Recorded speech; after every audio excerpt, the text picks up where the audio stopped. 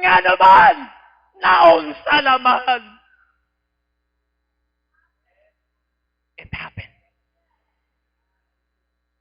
Maybe some of you are bringing that question right this moment. Kung anak ko sa Ginoo, nga naman. Elijah did also. He began to question God. Utom na. Uhaw na. Pero ang wa masabti ni Elijah mauni. Nagtudlo ang Dios og patience. Why? Because spirituality result into patience. But carnality result to haste. Ang spirituhanon nga panghunahuna magaresulta sa pagpaabot sa kabubuton sa Dios. Pero ang karnal nga utok gadali na permente. Tanawa si Abraham. Mingon ang Dios, ang vision sa Ginoo nga gihatag kaniya, Abraham, you will be the father of all nations. O ang imong panay, sama kadaghan sa balas sa baybayon nga di nimo maihap. And that's the vision of God that promised to Abraham. Pero tanawa si Abraham nga gadali. Labaw pang niyang asawang gadali di kahulat sa kabubuton sa Dios.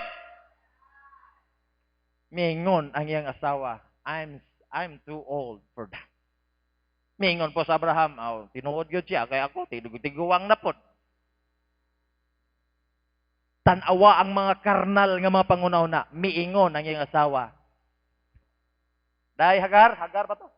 Hagar, karong gabi doog kang Abraham, para maburos ka, para matinuod ng saad nga giingon, sige nung vision. And that's true. Kaya ang taong karnal, gadali, di ka paabot sa kabubuton sa Dios.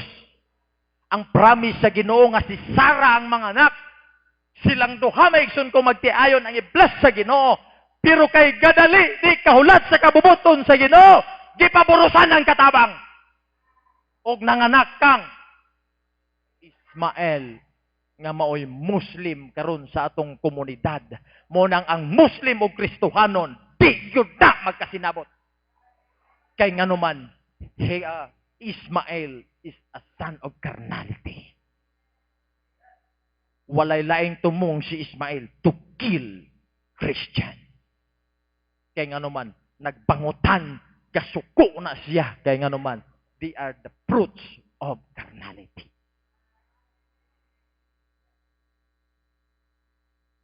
Ang Dios nagtudlo og patience. When God says, I will bless you. When God says, seek ye first the kingdom of God and all these things shall be added unto you. God is telling you, learn to wait. Ayaw pagdali. Just go with the flow. Ayaw supaka ang kabubuton sa Ginoo. You know what? What is the most important things in this kind of situation is not the things that we receive from the Lord.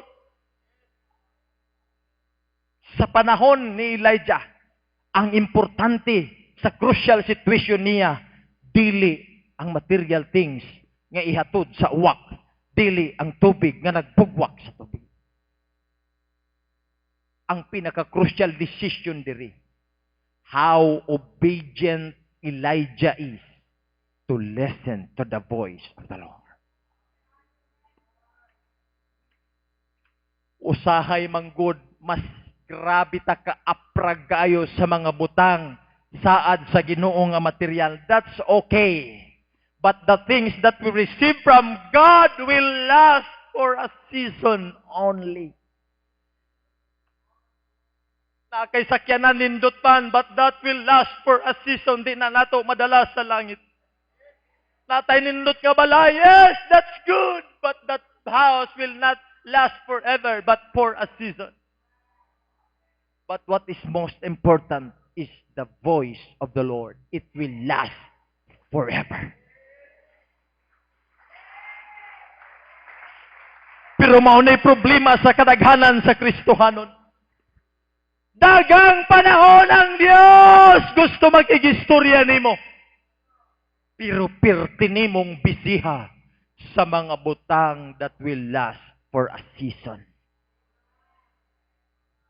Nag-set ang Ginoo og appointment.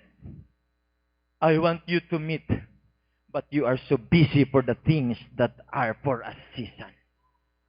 And we miss the voice of the Lord that will last forever. Tanawa si Elijah. Kung wala siya kapaabot,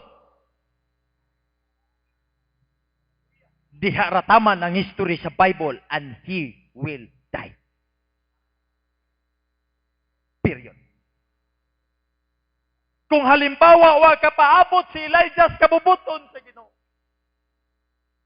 mauni ang advantage sa mga visionary.